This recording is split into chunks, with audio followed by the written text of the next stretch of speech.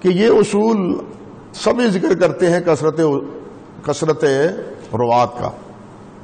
امام مسلم نے کتاب التمہیز میں بھی ذکر کیا، اس وقت سے لے کے تدریب الراوی اور فتح المغیث تک سب ذکر کرتے ہیں. سمجھے؟ اللہ اکبر کبیر. لیکن اس کے پہلو میں ایک بات اور بھی ہے، اور وہ ہے جو خود امام مسلم رحمۃ اللہ علیہ نے ہی ذکر کی ہے. امام مسلم نے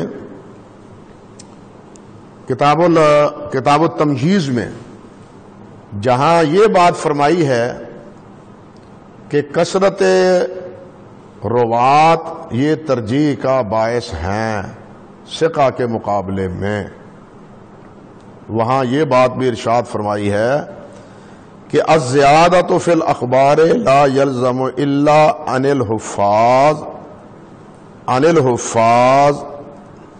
الذین لم یعثر علیہم الوہم فی حفظہم.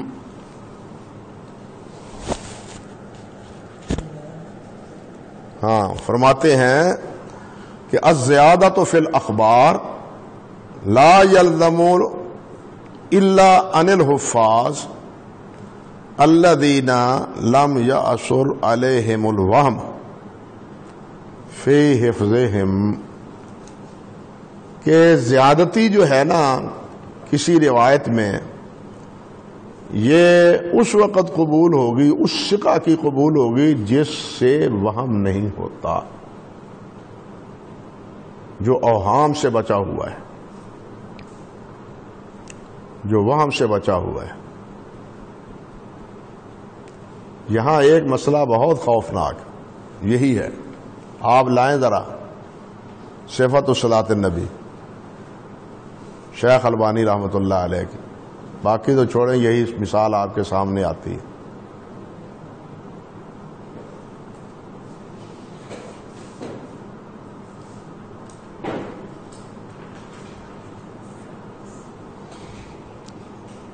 مسئلہ کہنے کا مقصد یہ ہے کہ ہم نے کتاب کے ساتھ اس کی تطبیقی مسائل کو بھی جانچنا ہے. اگر تو آپ نے کتاب پڑھنی ہے نا میرے بھائی، تو میں جلدی پڑھا دیتا ہوں، یہ کوئی مسئلہ نہیں، مشکل نہیں ہے. آپ نے پڑھی ہے، پہلے کتاب پڑھی ہوئی ہے آپ نے، لیکن میں تو چاہتا ہوں کہ اس کے بارے میں تطبیقی جو مسائل ہیں نا وہ بھی آپ کے پیش نظر آنے چاہیے.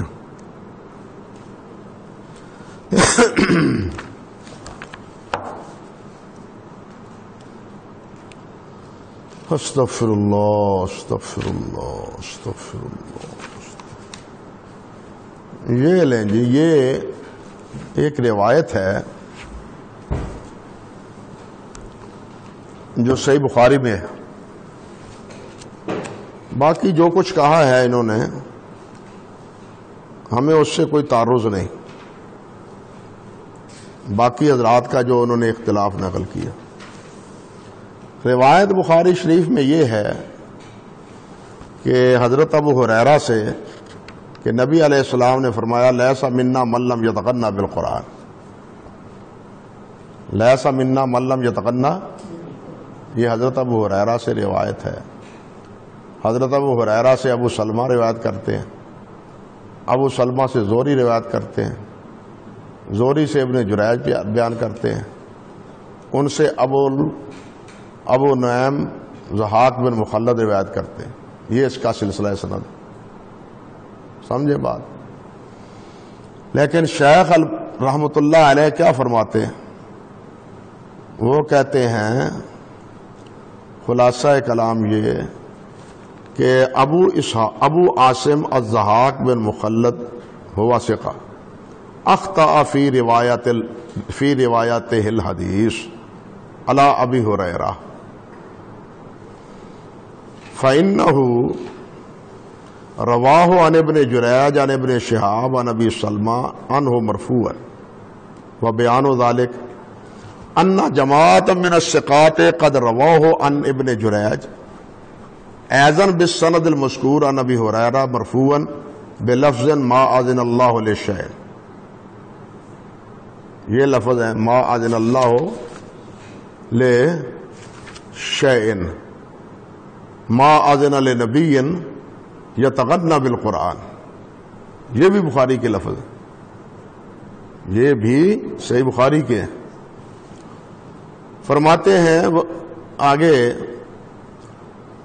لیکن بلفظ ما اذن اللہ لشیئن الحدیث وهو المذکور فی الکتاب بعد هذا وتابع ابن جریج على هذا اللفظ جمع اکثر من الثقات كلهم رواه مثله عن الزهري به وتابع الزهري عليه يحيى بن كثير ومحمد بن عمر ومحمد بن ابراہیم وعمر بن دینار كلهم ثقات ايضا قالوا جميعا عن نبی سلمان نبی ہریرہ بہ ما اذن اللہ لشیء۔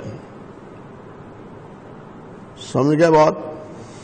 وانما کہتے ہیں اللہ اکبر کبیرہ فاتفاق هؤلاء الثقات الاسبات بهذا الاسناد الواحد عن ابی ہریرہ على روایت الحدیث عنہ باللفظ الثانی لاکبر دلیل على ان تفرد ابی عاصم بروایت ہی باللفظ الاول انما هو خطأ بین منہ وهذا هو الحدیث الشاذ۔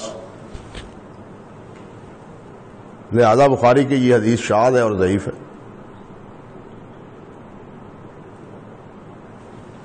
میں تو نہیں کہہ رہا نا، بخاری کی یہ روایت کیا ہے؟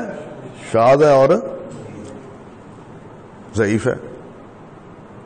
شیخ کہتے ہیں، شاید آپ نے پہلے بھی پڑھا ہو اس کو، اس کے ترجمے بھی ہوئے ہیں، اردو میں بھی ہوئے ہیں، ہندوستان میں بھی ہوئے ہیں، پاکستان میں بھی ہوئے ہیں، دوسری زبانوں میں بھی ہوئے ہیں، اور سب قبول کر رہے ہیں کہ بخاری کی یہ روایت شاذ ہے اور ضعیف ہے،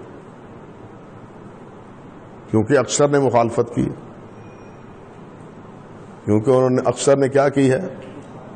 اب یہ آپ کا فریضہ ہے کہ جناب آپ مشائخ سے پوچھیں کہ یہ شاذ ہے اور ضعیف ہے یا نہیں، ہے بخاری میں۔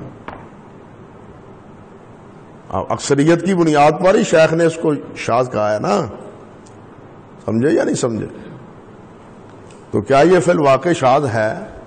یہ پھر آگے مسئلہ ہے، لیکن جو ضابطہ اصول یہاں ذکر ہے اس ضابطے اور اصول کے مطابق ہی تو انہوں نے یہ بات کہی ہے کہ یہ روایت جو ہے حضرت ابو ہریرہ سے لیس منا من لم یتغنی بالقرآن۔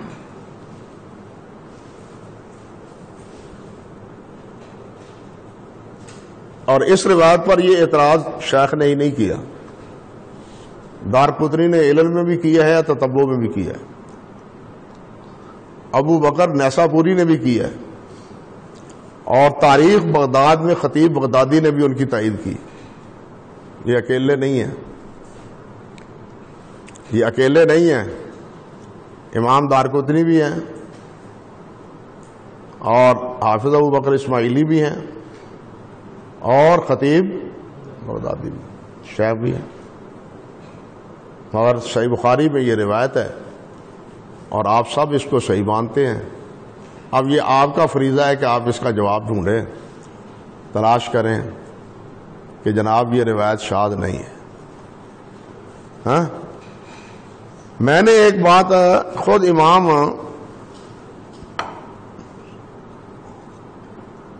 مسلم رحمۃ اللہ علیہ کے حوالے سے آپ کے سامنے ذکر کی، اور وہ کیا کہ الزیادۃ من الاخبار لا یلزم الا عن الحفاظ الذین لم یعثر علیہم الوہم فی حفظہ۔ اگر راوی کی یہ پوزیشن ہے تو اس کی زیادتی قبول کی جا سکتی ہے۔ یہ بالکل اسی طرح کا مسئلہ ہے جس طرح علل کی حدیث میں ایک حدیث معلول ہے، ایک حدیث معلول ہے، اور محدث کہتے ہیں کہ یہ معلول ہے، لیکن وہ معلول ہونے کی علت بیان نہیں کرتے۔ پہلے آپ پڑھ چکے ہیں نا کہ اس فن میں محدثین کی حیثیت جوہری کی ہے. اس فن میں محدثین رحمہم اللہ کی حیثیت کیا ہے؟ جوہری کی ہے. جوہری دیکھتے ہیں کہ یہ جوہر ہے، یہ پتھر ہے، اس کو پتا ہوتا ہے. ہر دیکھنے والے کو شعور نہیں ہوتا کہ یہ جوہر ہے یا نہیں. یہ فیصلہ جوہری کرتا ہے.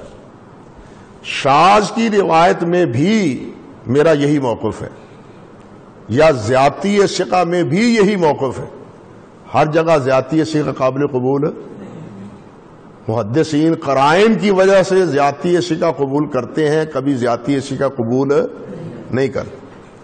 شاذ کے بارے میں بھی یہی کیفیت ہے کہ اصول تو یہی ہے کہ کثرت راوی مخالفت کریں تو روایت شاذ. لیکن اگر جحافظہ محدثین اس کی مخالفت کرتے ہیں تو اس اصول کو 2 اور 2 4 کی طرح ہر جگہ نہیں مانا جا سکتا. اگر 2 اور 2 4 کی طرح اسی طرح ہر جگہ مانے تو الشیخ البانی سے ہمارا سوال ہے کہ اذا قرأ فانصتوا کی روایت کو امام علی بن مدینی، امام بخاری، امام احمد، ابو زرع، ابو حاتم، ابو علی نیساپوری، دار قطنی، خطیب بغدادی، یہ سب معلول کہتے ہیں.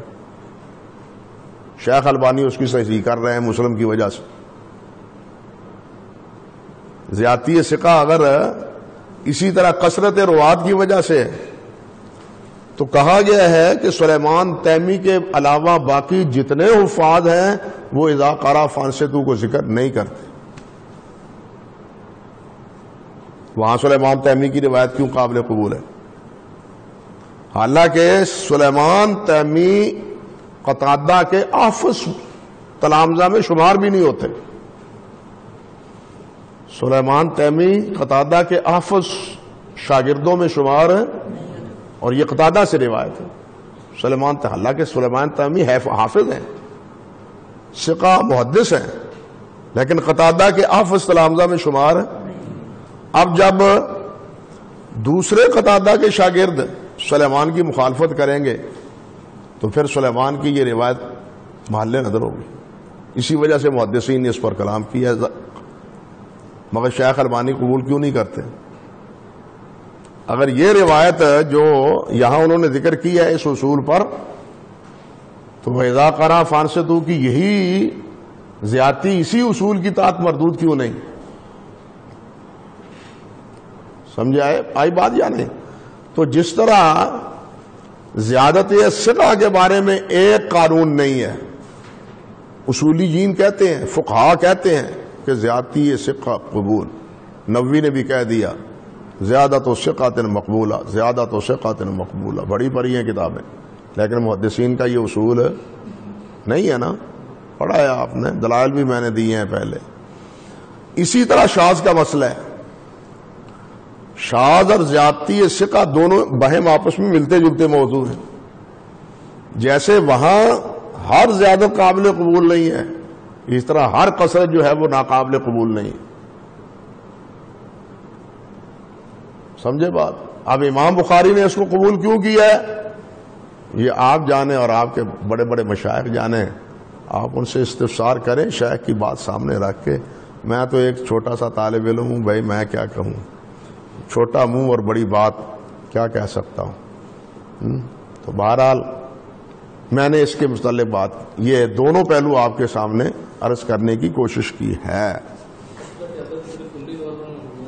میں نے عرض کیا کہ اصول ہے، یہ اصول ہے. اصل میں اصول اکثری ہر جگہ بتلاتا ہوں اکثری ہوتے ہیں، 2 اور 2 4 کی طرح وہ منطقی نہیں ہوتے. جتنے اصول ہیں وہ اکثری ہوتے ہیں، وہ 2 اور 2 4 کی طرح حسابی اور منطقی نہیں ہوتے. اصل فیصلہ یہاں محدثین کا ہے. ابو بکر بڑے ہیں، دارقطنی بڑے ہیں، لیکن دارقطنی اور ہوں یا اسماعیلی ہوں رحمہم اللہ، خطیب تو خیر بات کے آدمی ہیں، انہوں نے تو ان کی بات نقل کر دی، ان کی پوزیشن امام بخاری کے مقابلے میں ہے ہی کیا، سمجھے نا یار۔ اور پھر دارقطنی سے پہلے ابن ابی حاتم ہیں، انہوں نے علل میں اس روایت کو ذکر نہیں کیا، دارقطنی نے کیا ہے، ابن ابی حاتم نے اس کو علل میں ذکر ہے۔ گویا ابو زرع اور ابو حاتم وہ متفق ہیں اس کی صحت پر، اس کا مفہوم مخالف یہی ہوا نا۔ اگر وہ معترض ہوتے جس طرح دوسری روایات پر معترض ہیں تو یہاں بھی اعتراض ہوتا، سمجھے یا نہیں سمجھے؟ بہرحال یہ ایک آپ کے سامنے مثال دی ہے، اس کو سمجھنے بھی کوشش کریں، اور یہ اگر اعتراض وقوع ہے تو مشائخ سے مراجعت کی بھی کوشش کریں گے کہ نہیں کریں گے؟ چلیے۔